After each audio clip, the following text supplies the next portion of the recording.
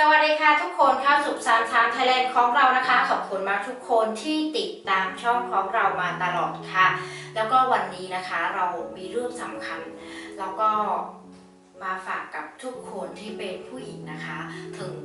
คุณเป็นอายุน้อยหรืออายุเยอะ50-60นะคะคุณต้องดูไว้เพราะว่ามันเป็นเรื่องที่สำคัญกับผู้หญิงนะคะก็เป็น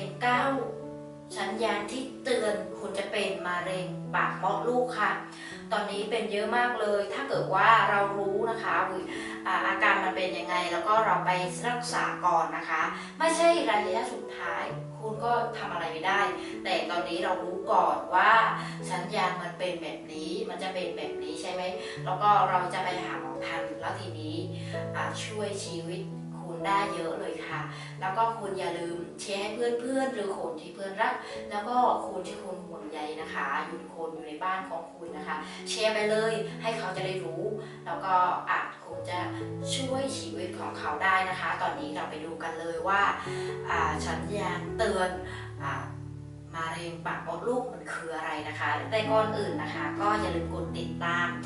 เพื่อไม่พลาดคลิปใหม่นะคะแล้วก็กดกระดิ่งข้างบนด้วยค่ะแล้วก็ถ้าคุณอยากได้ความชัดนะคะคุณก็กดข้างล่างค่ะคุณจะสามารถเลื่อนความชัดได้ตอนคุณดูนะคะตอนนี้นะคะเราก็ไปดูกันเลยว่ามันจะคืออะไรค่ะมะเร็งปากมดลูกก็เป็นมะเร็งที่เกิดบริเวณปากมดลูกนะคะของผู้หญิงจะพัฒนาไปเป็นเซลล์มะเร็งค่ะในอนาคตอย่างไรก็ตามนะคะการเปลี่ยนแปลงของเซลล์มะเร็งที่ปากมดลูกสามารถตรวจพบได้ตั้งแต่เนิ่นๆนะคะแล้วก็สามารถลดให้การรักษาเพื่อลดความเสี่ยงของการเกิดเป็นมะเร็งปากมดลูกในอนาคตนะคะแล้วก็การวิธี9สัญญาณเตือนก็คือว่า1ปัสสาวะบ่อยแล้วก็อาจปวดบวมนะคะปัสสาวะไม่ออกที่2ก็คือว่าอ่อนเพลียแล้วก็ไม่มีแรงค่ะที่3ก็คือว่าเบื่ออาหารฉุกพร้อมนะคะน้ำหนักลงอย่างไม่ทราบสาเหตุนะคะ4ปวดท้องเนาะบ่อยมากเลยค่ะ5หากการหากอาการมันรุนแรงขึ้นนะคะมันจะมีอาการอื่นๆร่วมไปด้วยก็คือว่าขาบวมแล้วก็ปวดหลังปัสสาวะมีเลือดโบนไปด้วยเป็นต้นค่ะ6นะคะมีเลือดออกจากช่องคลอดอย่างไม่ทราบสาเหตุนะคะเช่นคาระหรือหลังมีเพศสัมพันธ์หลังตรวจถอยในยังคงมีเลือดออกจากช่องคลอดนะคะหลังหมดประจำเดือนนะคะแล้วก็ประจำเดือนมากระปริกกระปอยไม่ปกติค่ะ7ก็คือว่ามีตกขาวอย่างเห็นได้ชัดค่ะแล้วก็อาจมีเลือดโปนไปด้วยนะคะ8มีอาการเจ็บขามีเพศสัมพันธ์9มีสารคัดลังออกจากช่องคลอดนะคะ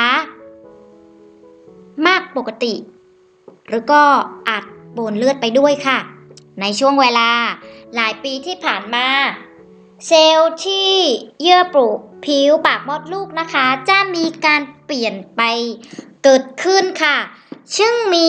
กรณีที่พบได้ไม่มากว่าที่พบว่าเซลล์มะเร็งก่อนเป็นมะเร็งค่ะจะพัฒนาไปเป็นเซลล์มะเร็ง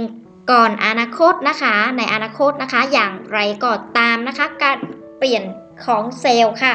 ที่ปากมดลูกนะคะสามารถลดตรวจพบได้ตั้งแต่เนิ่นๆแล้วก็สามารถลดให้การรักษาเพื่อลด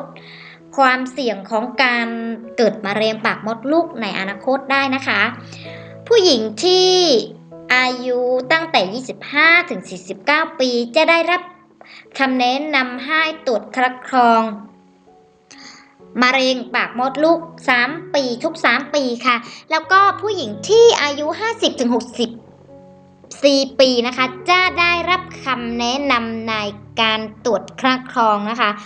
ทุก5ปีค่ะ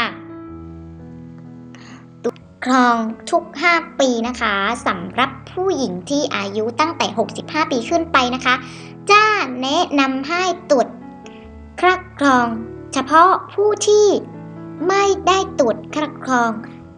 เลยตั้งแต่อายุ50ปีหรือจะแนะนำให้คัดกรองในผู้ที่มีผลการตรวจ ในครั้งก่อนพบความผิดปกติเกิดขึ้นค่ะ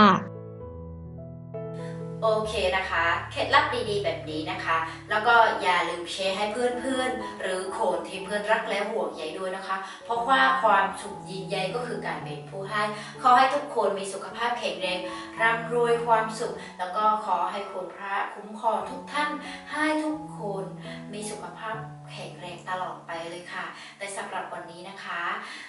ขอลาไปก่อนนะคะ